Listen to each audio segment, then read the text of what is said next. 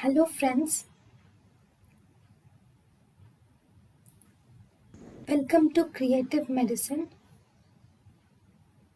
In this lecture, we will learn about Metabolism of alcohol. Ethyl alcohol, in the presence of alcohol dehydrogenase, it gets converted to acetaldehyde. Acetaldehyde, in the presence of acetaldehyde dehydrogenase, it forms acetic acid and acetyl coenzyme A.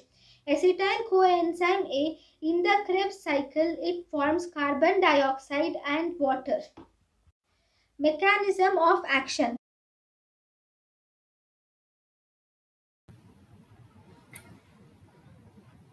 thank you and thank you for watching.